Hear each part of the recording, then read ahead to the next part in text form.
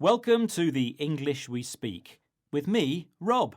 But no Fei-Fei. Where is she? Oh, sorry, I'm late. Where have you been? Well, I was on the way to the studio and I bumped into Richard. And you know Richard, he started rabbiting on. Richard's got a rabbit. No, I mean he wouldn't stop talking. To rabbit on describes someone talking continuously so that other people lose interest in what they are saying and become bored. And Richard was really going on and on and on. So it's got nothing to do with rabbits. No, Rob. Let's hear some examples, shall we? Mark just won't stop rabbiting on about the weather. He's so boring. Freya likes to rabbit on about how amazing her boyfriend is. Our meeting always overruns because our boss likes to rabbit on about timekeeping.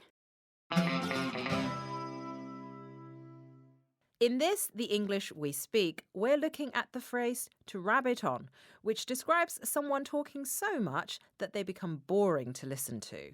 So what was Richard rabbiting on about anyway? Oh, he was going on about his collection of Star Wars memorabilia.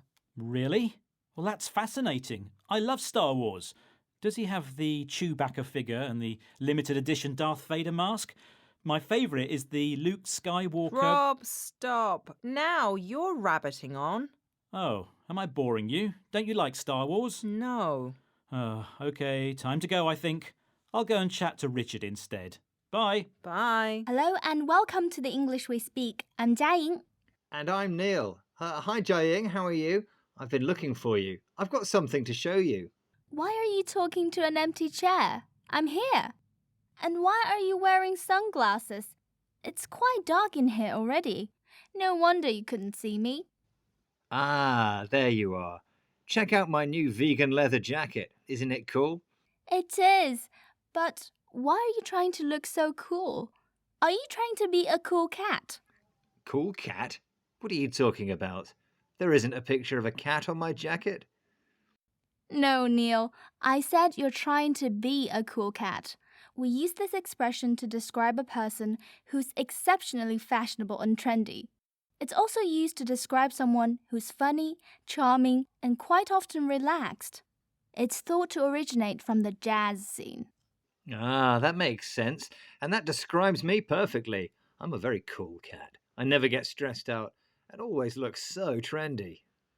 Okay, well, we can talk more about how cool you think you are after these examples. Jethro is such a cool cat. He always dresses in the latest fashion. Yu Ching is so awesome to work with. She's funny and never gets stressed out. She's one cool cat. I met Tano at a jazz music performance. He plays the saxophone and he's such a cool cat. You're listening to the English We Speak from BBC Learning English, and we're talking about the expression cool cat. We use it to say that someone is very stylish, trendy, or relaxed, and it's associated with the jazz scene. Now I know I'm a cool cat, I was thinking what type of cat I would be. Maybe a big cat like a lion or tiger. Well, do you know that this year is the year of the tiger? Really? Well, I hope that everyone has an amazing Year of the Tiger. Thanks. But Neil, why are you wearing a fake leather jacket inside the building? Surely you should wear that outside. The heating isn't working, so I wore a cool jacket to keep warm. I'd rather be a cool cat than a cold person. That makes total sense. Well, I hope you get warm soon. Bye, Neil. Bye. Hello and welcome to the English We Speak with me, Jiaying. And hello, I'm Neil. In this programme, we're talking about an English phrase that describes a situation that particularly annoys you. We call this a pet hate. Pet hate.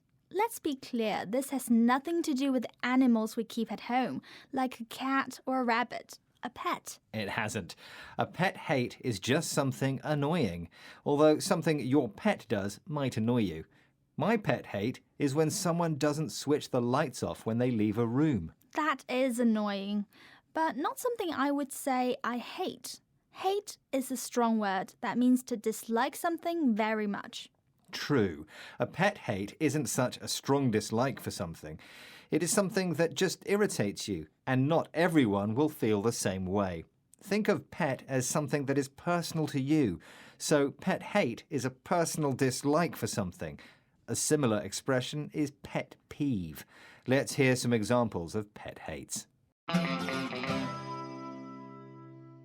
My pet hate is when I'm on the train and people are speaking really loudly on their mobile phones. Oh, it's so annoying. My dad's pet hate is having to look for the remote control every time he wants to turn on the TV. I have a real pet hate for the sound of people biting their fingernails. Oh, I wish they wouldn't do it.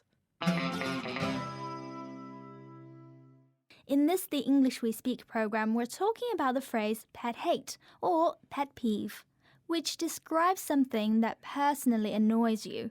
It's irritating to you, but not necessarily a huge concern for everyone. Yes, for example, we wouldn't say climate change is a pet hate, but as I said, leaving the lights on, which wastes energy, is a pet hate of mine.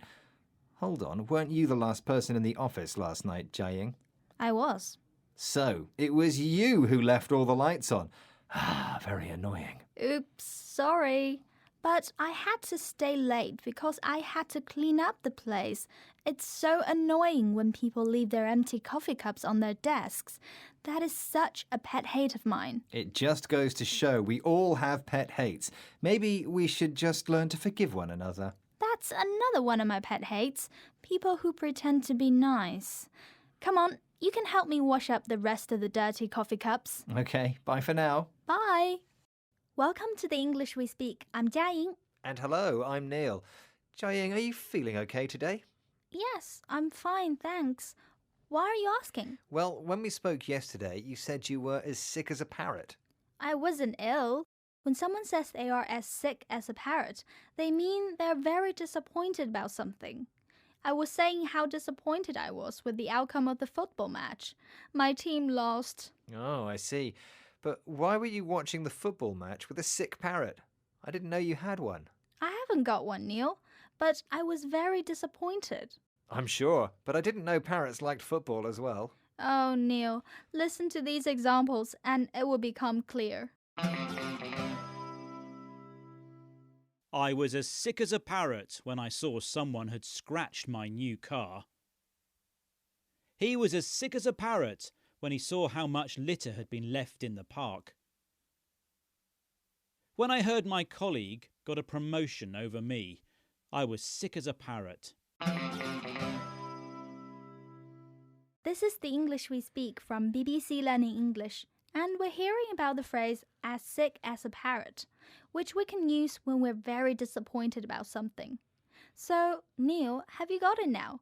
There are no parrots. It's just a saying. Got it. No parrots. Exactly. Just great disappointment.